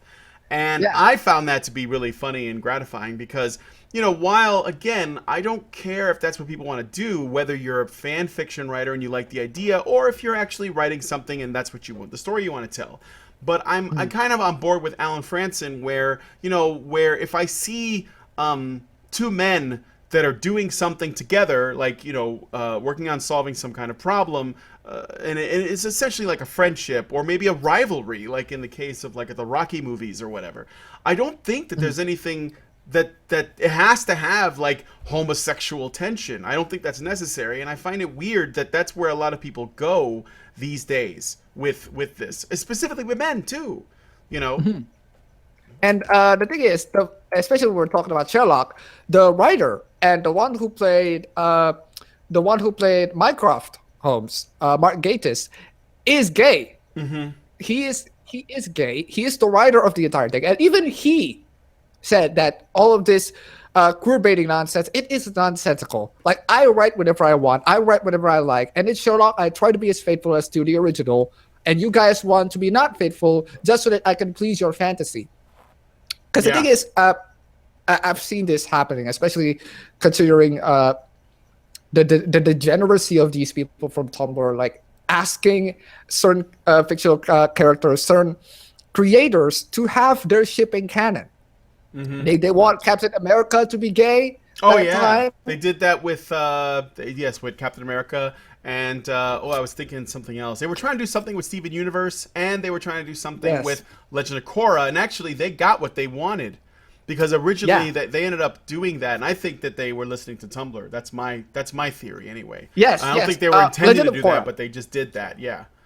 Yeah, Legend of Korra, because I love Legend of Korra, and by the time they did that, even I was weirded out. Like, okay, what?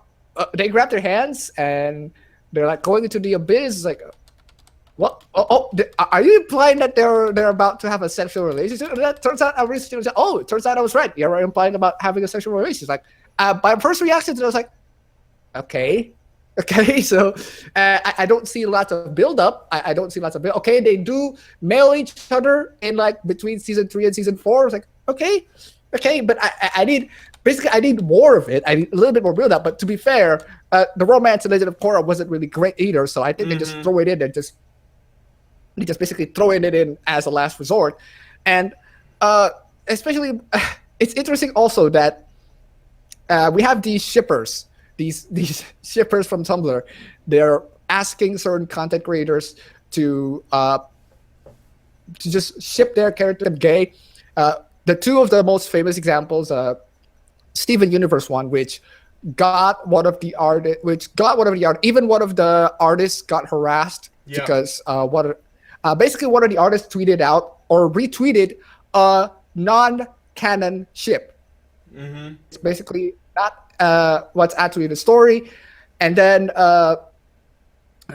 basically people who are fans of the creator, they're like followers of the creator, they were tweeting harsh criticism of it, like, why are you tweeting this non-canon pairing, even though it's non-canon, it's obviously non-canon. The thing is, if I write a creator, I would tweet non-canon stuff. It's perfectly fine. I don't care if it's non-canon. It's like, please get the canon stuff to the point where the creator, I don't know, gets out of Twitter or something.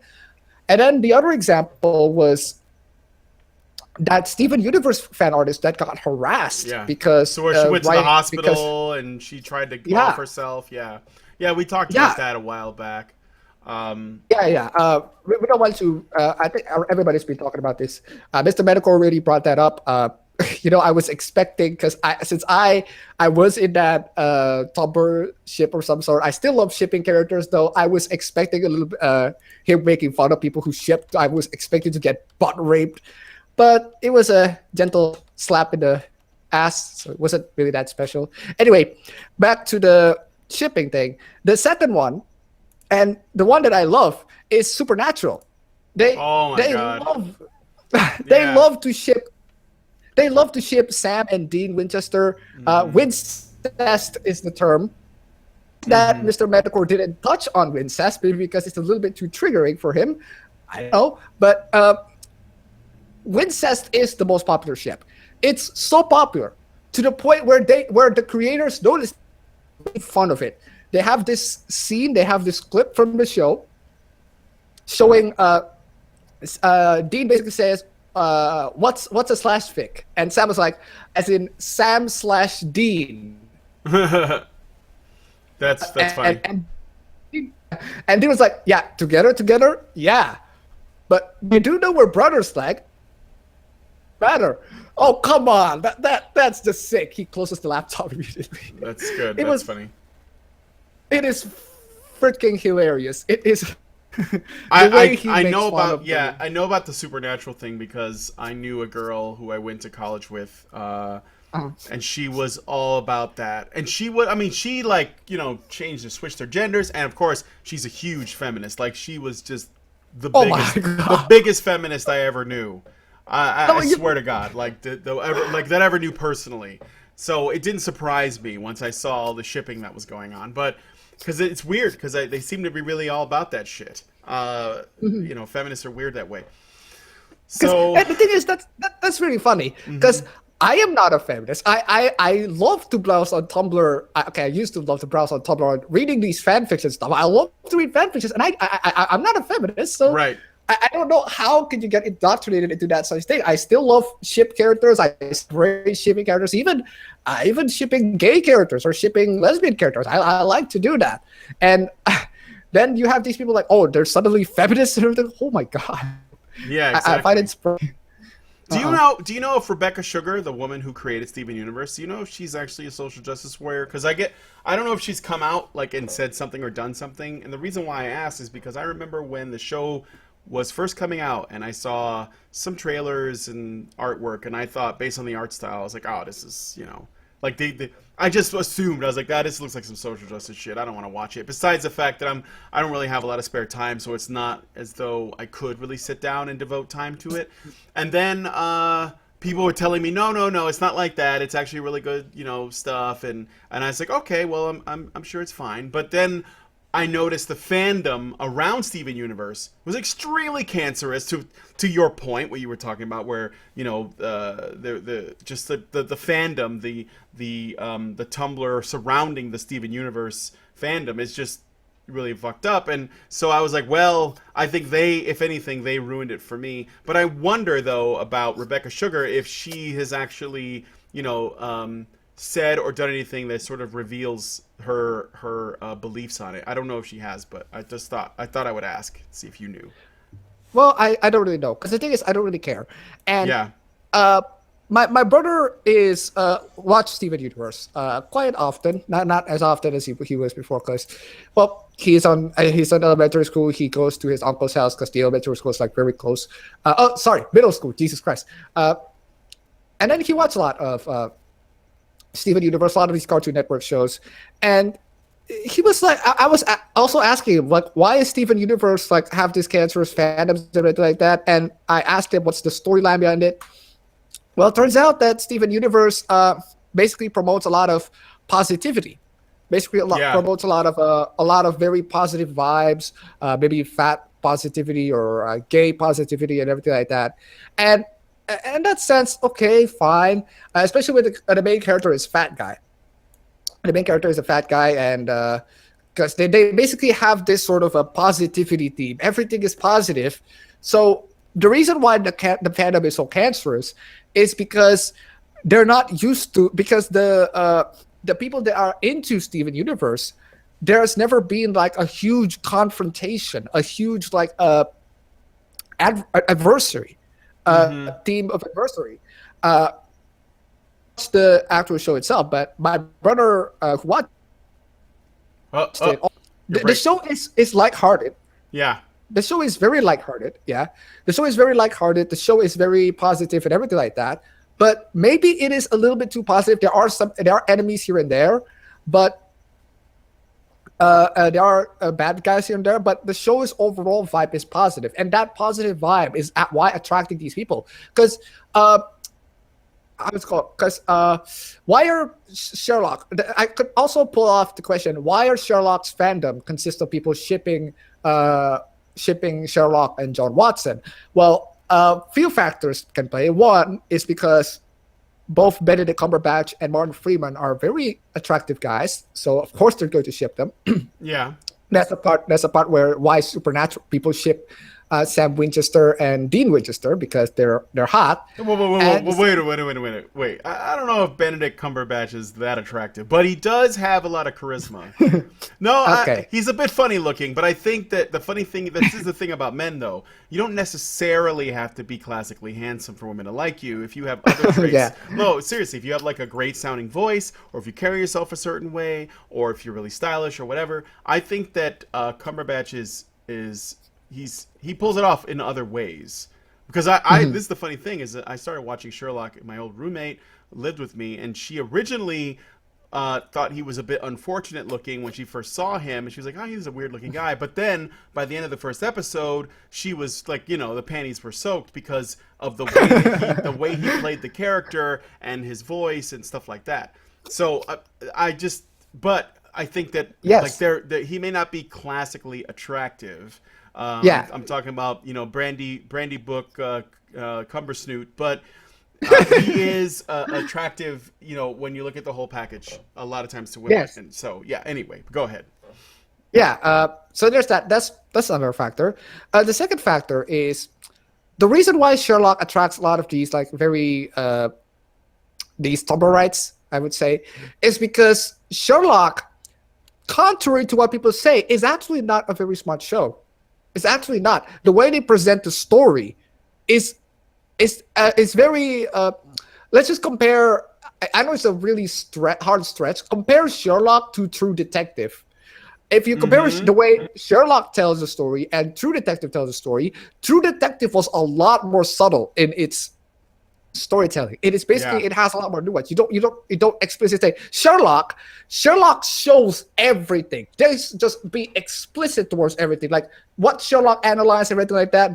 Sherlock looks at this and like, oh, this is the text showing that this is what he looks, this is what he observes. Sherlock is very blatant on everything. It was almost like it was made for people who are, well, let's just say, average minded.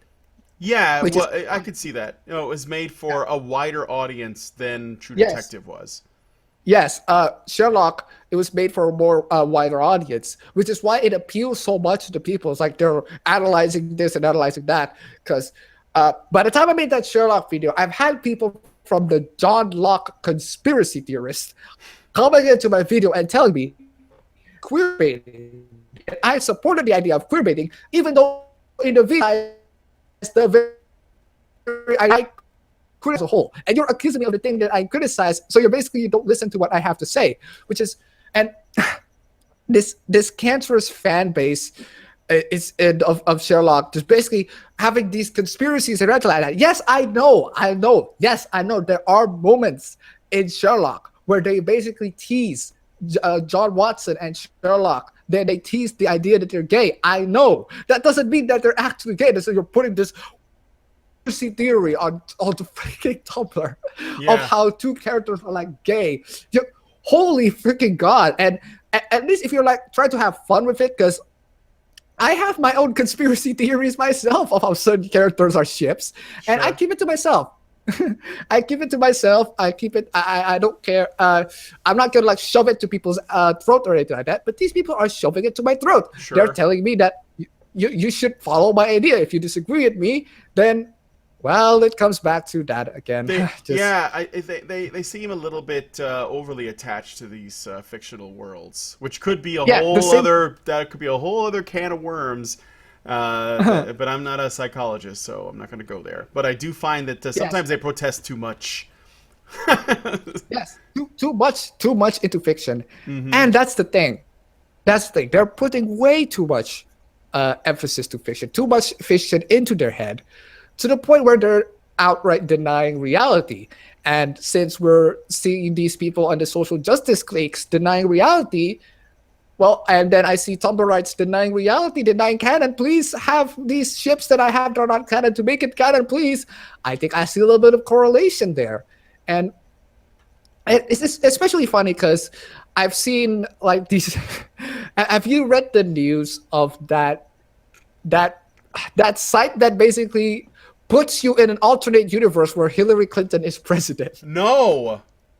What? Oh no! Oh my God! You should have looked Oh, at is it. it a It is the virtual? It's a funniest thing. virtual reality thing, right? I think I may have seen something like No, that. no, no, Oh, no, okay, no. okay. It's not a virtual reality. It's not a virtual reality. It's a site that is basically a news outlet site that access a reality out there somewhere, which Hillary Clinton is president. Oh my God. It is the most bizarre thing that I have seen in a while. I think Computing Forever talked about this, and that's where I got from him. It is the I have to funniest look thing it up. ever. I wonder if Yeah, how long it'll be until that site goes down because World War III destroyed the planet. On but yeah, and the thing is, mhm. idea.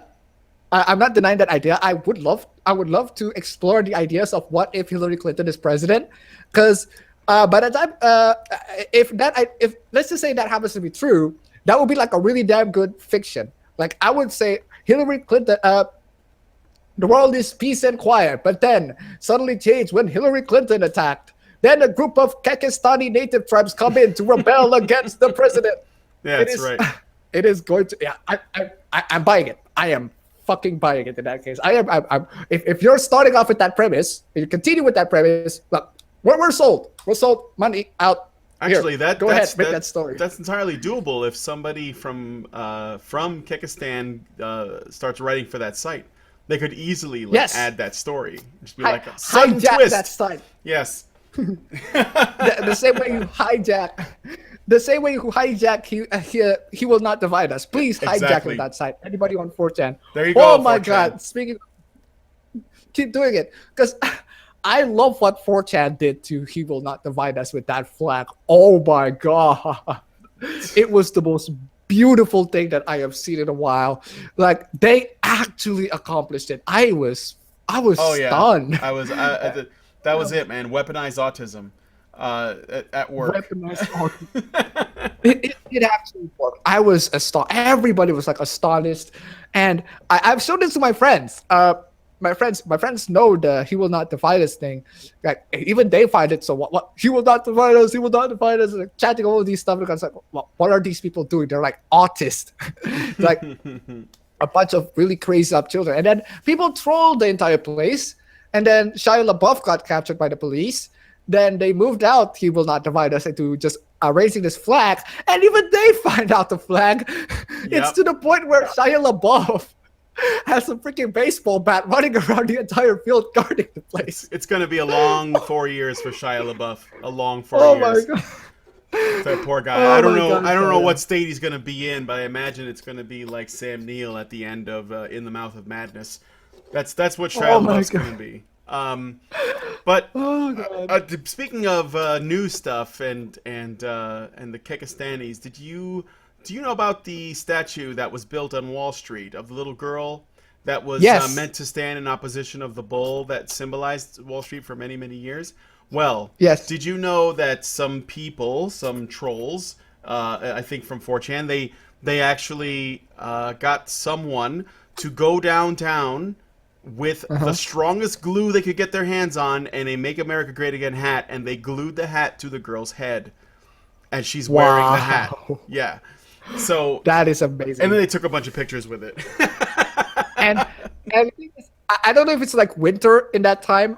It was still winter. I don't Yeah, know. it's winter. 'Cause, Well, it's Oh, ending. The snow is melting now. So yeah, we're getting to the tail end of it. But go ahead. oh, if it was like in winter, like just I hope the glue froze in there. Oh, I know. I want it to be impossible to remove, but I'm sure that they're going to get rid of it somehow. Yeah. Maybe they should have sculpted it out of bronze and just like put it there so it's like part of the sculpture. That would have been hilarious. So Yeah. that was a great prank. We got to wrap it up. But I really enjoyed talking. But there was something else I wanted to throw in there. Earlier in the show, I asked about, we were talking about why this change was happening. And part of it we touched on was academia, which I think is true in many ways. But there is something else I think that actually predates that. And I think it's financial, especially with video games. Especially with video games. Because the gaming industry... There was a point, because I mean, I'm 43 years old. I had an Atari 2600. 43. Yeah, I had an Atari Okay. 2600 when I was 5, And so Uh-huh. I've been seeing video games grow for most of my whole life, but I wasn't there for the very beginning. But I was there for Uh-huh. like the first, when Pac-Man was first released. I saw it, and I was like, oh my Mhm. God, what is this? This game's in color. Because I think that was like the first game I ever saw that was in color. So I watched Uh-huh. the evolution of games as an industry over many, many years, and one of the things I noticed is that for the longest time, people like these sort of social justice warriors, we've always had social justice warriors on some level, but they've never Mhm. given a shit about the entertainment industry, specifically the video gaming industry, until it became Mhm. a multi-billion-dollar industry. Right now, Yes. the gaming industry is the largest entertainment industry of all time. Not just Mhm. currently, and it's the biggest one of all time. Maybe next to porn, but I don't think you can fuck with porn. So maybe next to Okay. that, it's like the biggest one. So I think there's a lot of money in video games that a lot of these people want to take advantage of, but because they don't do things based on merit, they want to change the industry to suit their ability, which is why they call Mhm. for lower standards, and they want to use their political messages and their supposedly artsy approach to making games to Uh-huh. trump things like gameplay, to trump things like graphics and design and flow and all this other stuff that normally makes games good. That's not important. What's important now is political statements. What's important now is inclusiveness and diversity and quotas. These are all things that basically let these people get in at a level that is below what the standards should be, which is probably one of the reasons why a lot of games in the West are so shit when they used to be good, outside of maybe other factors. I think it is a factor. I don't think it's the only one. So, Yes, yes. do you follow what I'm saying? Yes, I follow. And the thing is, I've already discussed about this topic as well. Why are people coming into video game industry? Why are these people coming into the video game industry to hijack the video game industry? All of this is political. It's Mm-hmm. very political in nature. And especially when you see the UN was talking about using video games as a way to propagandize or to induce empathy towards certain groups of people, certain people on certain race or certain people on certain ethnicities. Basically, they're trying to use video games as a propaganda machine. And knowing why, the reason why they didn't touch on video games back then is because video games don't have the same reach as movies or comics or cartoons. But now video games have a lot of reach. Mm-hmm. They realize that video games is a billion-dollar industry, a multi-billion-dollar industry, and it reached a lot of people. They're going to use that and use that as an opportunity, especially since knowing that video game is an art form. It used to spread some form of message. It can be used to spread some form of message. It can be used as a way to create some form of narrative. They're going to use this as an opportunity to spread their political message. That's all there is to it. That's, at least in my opinion, that's what they're wanting to do. That's what their intentions are. And the reason why you see these games like failing all the time, not getting so good, that is indeed a factor. There Yeah. are lots of factors out there. It is indeed a factor on why these people are starting to be they're like being indoctrinated in academia, and they come into video games promoting these diversity, inclusiveness, and everything like that. Sounded so positive, but in reality, it's actually not. They were just trying to push in political propaganda, and they explicitly stated the UN said that they want to push political propaganda in video games. They want to make sure of how to create empathy towards certain character, certain people on a certain race. They want to propagandize video games. They explicitly stated, and they noticed that video game industry is growing. They noticed that video games industry has lots of people, lots of video game players making it, especially when you have like statistics showing that more women are into video games. Of Mm-hmm. course, they're going to take that opportunity. They're going to take the opportunity to make sure to indoctrinate as much as women as possible. Mm-hmm. And more kids are going to video game industry. More people are playing video games, casual games, Angry Birds, and everything like that. We want to make sure, we want to know how to use that as a political propaganda. Mm-hmm. You know what's really The one, interesting about the fact that more women are into, but more women are playing games today than they used to. The funny thing Yeah. about that is that the kinds of games that women typically play are not the same kinds of games that men typically play. Even though the Yes. kind of games that the industry, or not the industry, but let's say SJWs that either work in the industry or in the media surrounding it, want to change the games that men like to play so that more women play them, although it doesn't really work. But the funny thing on top of that is that a lot of times these people, they're more focused on the story and factors that don't actually affect the gameplay, such as diversity of characterization, things like that.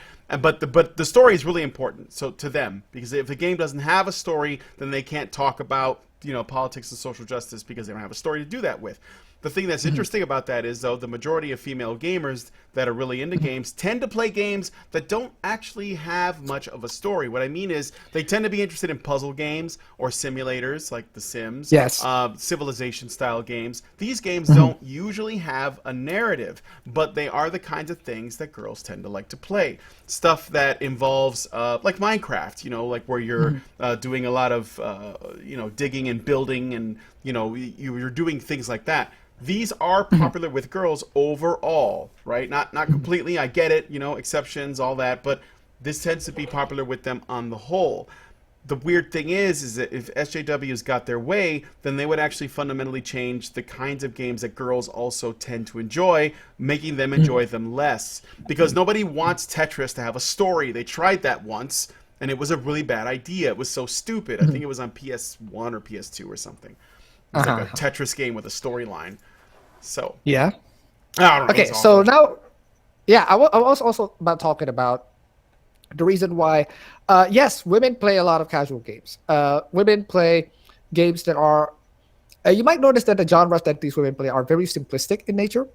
They're very simple. They're very simple. They're very simple, easy to digest. Lots of women play Candy Crush. Lots of women play games like Tetris. My mom used to play Bejeweled a lot. It's a very fun game. I still play Bejeweled. And the reason why women play or get attracted to these games is because they're simple. They're easy to digest. And just sorry to say that, but women in general, they want simpler things. They want things to be processed a simpler way. But men, no, they want to have complex video games. They want to build their PCs, their GTXs, and their PS4s, and having these debates and the console wars and everything like that. They want their complex games. And these are the markets of the video games that they're trying to cater to. Yeah, this is why, just throw it in there, this is why they haven't liked the Mass Effect games or the Dragon Age games as much over time, because haven't they dumbed them down? Like, didn't they start off far more complex, and then as it went along, they made them more simple in terms of the gameplay? Yeah. Yes, they made it more simple. And it was, the thing is, I just really also like the way they try to simplify it to the wider audiences. They have to also dumb down the gameplay. The reason why Mass Effect and Dragon Age have surprisingly lots of female players, it's because the games are simple to play. The Mass Effect 2 was the most popular out of all the trilogy because it has the most squad mates, it has the most romance, it has the best written characters, it has everything a Mass Effect game needs to be, except the gameplay is a lot simplistic. But the reason why people love getting inside the game is because the game is so simple to play. You just need to plug and play it, and just have fun with the story. You don't even necessarily need to play the first game. You can just literally play the second game and be done with it. You can literally play the second game and not really know a lot in the first game. And the thing is, you see this oversimplification of games to make games more accessible to wider audiences.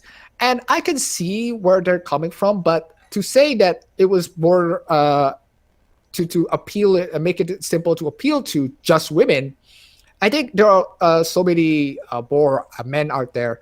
They are still they love these simplistic games. They also want simplistic games. I want simplistic games too. I used to be very heavy on casual games, but you see the dumbing down of these mechanics. And especially, I appreciate that some games try to at least make the mechanics complex but simple to understand. I appreciate games that do that. For example, I love Divinity Original Sin is basically Dragon Age Inquisition if they did it absolutely right on everything. And I love that game. I absolutely love it. It's a very complex game, has a lot of complexities here and there, but it is presented in a very simple way. You don't really have to know about CRPG games or tabletop or turn-based RPG games. You can just literally boot up that game and try to. It's very understandable, basically. Yeah. So I appreciate that more and more games are doing this. I appreciate that more and more games. I think it needs better tutorials. That's what I'm saying. It needs better. It needs better. That one was made by a pretty small team, though, right? It was basically crowdfunded, and yeah. So yes, I could see that the criticism is definitely warranted. I didn't play it, but considering that it did everything that the EA game, which is, we're talking a massive staff of like many people, considering that they were able to do Divinity Original Sin better than Dragon Age. That is definitely worthy of no. It's like The Witcher, like where you have this small group of Polish people that make this game with way prettier graphics than the gigantic team behind Mass Effect Andromeda, and they're ugly ass bitches. Yes, I'm still baffled on how I know that they're gonna be like so bad, but man, not this bad. I expect it to be at least tolerable. But this is not tolerable. Like everybody I know. Like I showed this to my Mass Effect Andromeda to my friends, and I told them this game is $60. $60 is like very, very expensive in this. And my friend's like, nope, not at all. Checking out on Steam. Oh look, Styx Shards of Darkness is on. I will buy that. Oh look, Nier Automata is on. I will definitely buy that too. Very pretty. Very, very pretty. Very pretty. Especially Styx. Freaking play that game. It's amazing. And then it's just so baffling that the AAA gaming industry has like dumbed down all to this level. And you absolutely also, speaking of BioWare, you have people literally admitting that, I know a thing or two about coding, but I will try. I'll try to code the game. You have these people admitting on their sites, literally saying that. And I was like, okay, so you're basically hiring people that are not competent for the job, but you hired them because they're women. You hire them because they're people, they're minorities. Like literally, the first I forgot what article is. The first paragraph would talk about diversity and representation. Then you read downwards. You read to the interviews of these people, and you're like, I have no idea what I'm doing. I have no idea what this is about. I have little experience in coding. I used to code 5-6 years ago, but I don't code right now. But I will still play the game. I will still try to code the game. And you have the results. Well, the results coming in, and they look ugly. So ugly. So Mass Effect Andromeda, you're saying it's a result of essentially people wanting to staff their teams with diverse members. Yes. And that's why the work looks so bad. Because they're not getting the best people. They're just getting people that are different races because diversity. Yes, they actually admit it. They all want diversity. We want diversity in the workforce. But then these people who are being hired, they literally admit, I have no idea what I'm doing. I have no idea why I'm doing this.